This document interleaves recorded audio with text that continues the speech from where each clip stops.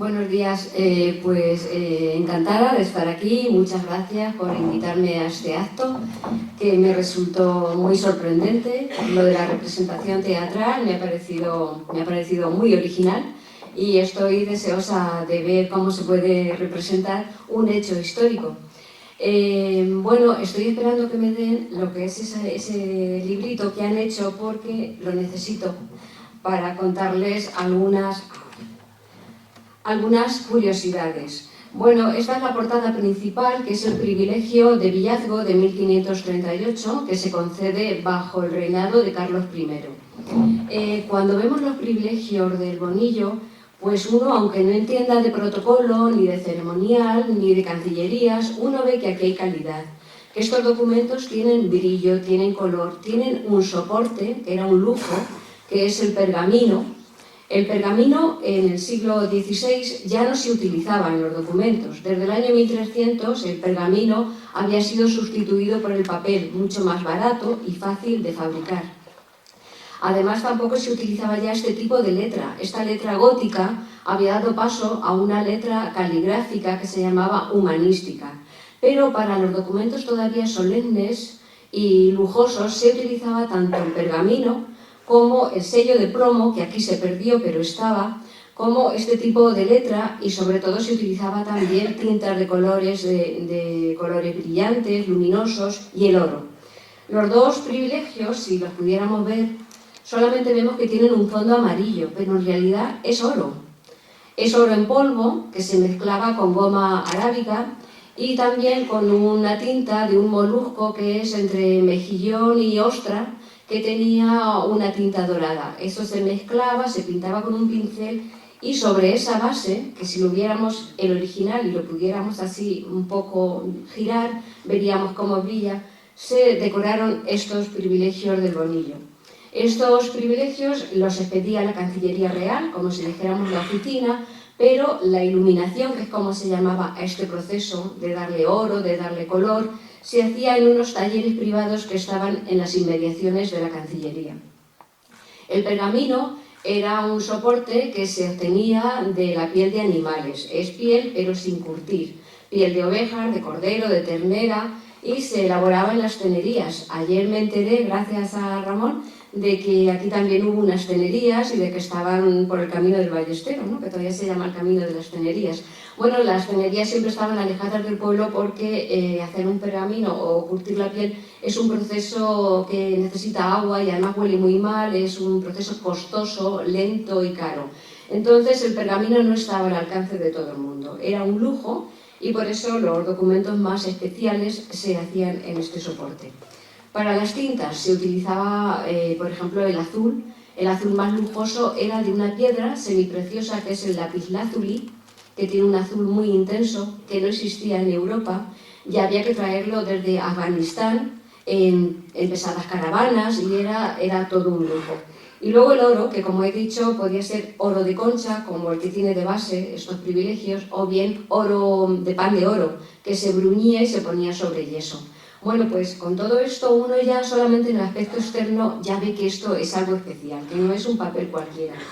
Y luego, aparte de eso, hay unos símbolos en estos documentos que tienen mucho peso y mucha importancia. El primero son los escudos, porque cualquier municipio para que tenga entidad jurídica necesita tres cosas. Una, su sello, y en su sello, que es el que se pone en los documentos, están sus armas. La segunda, su jurisdicción, tiene que tener un territorio. Y la tercera es el pendón que se sacaba en caso de guerras, las milicias concejiles, o en caso de procesiones y de actos solemnes. Bueno, en estos documentos lo primero que vemos es una D inicial con el nombre de Don Carlos, que es el rey que otorga el privilegio. Siempre está presente en cualquier acto y en cualquier símbolo en la Edad Moderna el rey. Al fin y al cabo es un estado centralizado, el poder central emana del rey, y los concejos son como una especie de delegaciones. Un concejo, todo lo que hacía desde las obras municipales hasta abrir una escuela, siempre tenía que tener licencia real.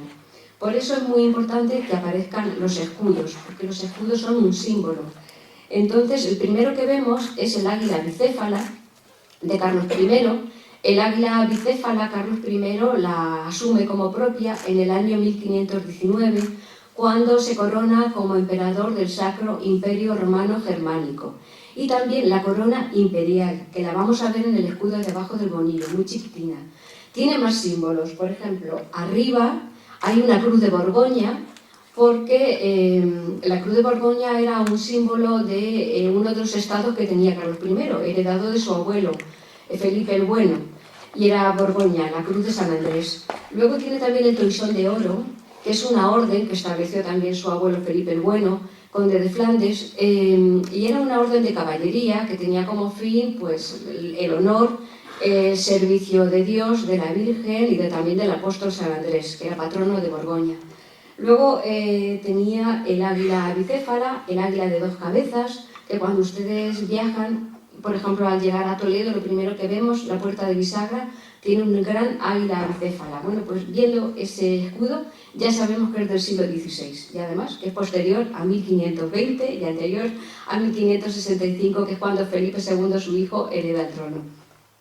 Bueno, el escudo del bonillo está abajo, y esto es una novedad, porque, por ejemplo, hay otros privilegios que no llevan el escudo municipal. Lezuza, que se segrega de Alcaraz 15 años después, no tenía todavía escudo. Pero esto significa que el bonillo sí que había pensado en qué símbolo lo iba a representar. Lo iba a representar tanto en los documentos, cuando ponía su sello, como, por ejemplo, en las pesas. En las pesas es uno de los servicios que daba el municipio, como el pósito, las tercias, las pesas en el peso real. Tenía que llevar ese contraste con el sello, porque eso quería decir que eran oficiales, que eran legales y que eran válidas. Y el escudo del bonillo, el original, tiene un castillo. El castillo, según Luis Guillermo García Saúco, es por Alcaraz, pero no, ni siquiera el escudo de Alcaraz es suyo, sino que es el escudo real. El escudo de Alcaraz lo tomó de las armas de Alfonso VIII, que es quien lo conquista, y al principio, en el siglo XIII, ningún municipio tenía escudo, sino que al pertenecer a Castilla ponían el castillo. El castillo siempre se pone de color dorado y el fondo es rojo, gules en heráldica. Pero para simplificar para nosotros, el campo rojo, el escudo dorado, el castillo con 3 torres, que esto es lo que realmente identifica un castillo, y luego 2 árboles que parecen sabinas, porque es sabido que los sabinares del bonillo eran conocidos y famosos desde el siglo XVI. Luego, encima del castillo hay una corona imperial. Esa corona es solamente una referencia a Carlos I. Y bueno, pues este documento, como les digo, lleva una orla.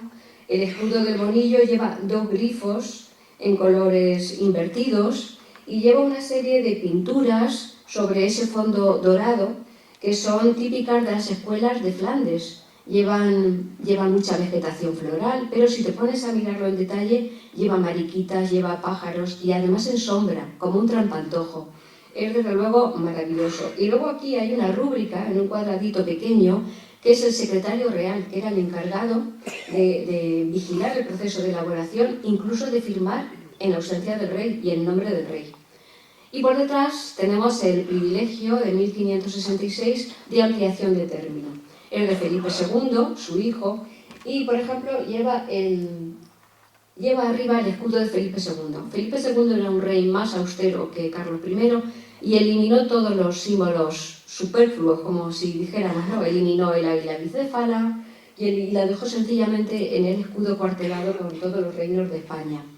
Y el del bonillo aquí tiene una novedad, porque en vez de castillo, sobre fondo rojo, tenemos una torre donjonada, que se dice en heráldica, que es la que lleva una torre superior. No es castillo porque además el fondo es azul. Y estas torres en heráldica significaban la constancia, la generosidad y la magnanimidad de los hombres que eran capaces de poner su cuerpo y su vida salvando a su Dios, bueno, a su rey y a Dios. Entonces, este es el escudo que después adopta el bonillo en 1566. A mí, bajo mi punto de vista, el original es el del castillo, por Castilla. Luego, este escudo, con el paso de los años, se fue perdiendo su memoria. Y en el siglo XIX, con el nuevo régimen liberal, muchos municipios encargaron unos escudos para los sellos con motivos fabulosos, fantasiosos. Y el Bonillo encargó uno que tenía 6 castillos sobre ondas de mar, una cosa totalmente arbitraria porque el mar del Bonillo está bastante lejos. Bueno, y entonces en el año 1876 el Archivo Histórico Nacional fue pidiendo a todos los municipios de España que le dijeran qué sellos utilizaban. Y el Bonillo dijo que ellos utilizaban los 6 castillos con ondas de mar y un sol encima, que no sabían por qué, pero que lo utilizaban. Bueno, pues este escudo ya también se fue perdiendo y en tiempos de Franco lo que usaba el Ayuntamiento del Bonillo era las armas de España, el escudo de España. En el año 1963 el Ayuntamiento pensó que había que tener un escudo propio y entonces encargó al cronista y rey de armas, que era don Vicente de Cadenas, que elaborara un escudo para el Bonillo. Y ese hombre pues nunca vino al Bonillo, porque si hubiera venido al Bonillo pues hubiera visto el edificio al lado del Ayuntamiento que tiene el escudo original.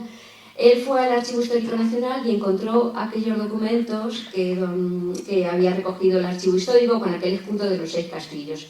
Y entonces elaboraron un decreto que se publicó, firmado por Franco, en el que decían que de tiempo inmemorial el Bonillo ha utilizado este escudo con los 6 castillos sobre ondas de mar y un sol encima, pero bueno, era totalmente falso. Por eso en el año 1991 Luis Guillermo García Saúco elaboró un libro que se llamaba Heráldica Municipal de toda la provincia de Albacete y él recuperó, porque investigó, claro, el primer escudo del Bonillo. Y bueno, pues esta es la historia, esto es el símbolo que nos representa y yo creo que es muy importante que esta simbología se base en la historia y sea real y no ficticia. Muchas gracias.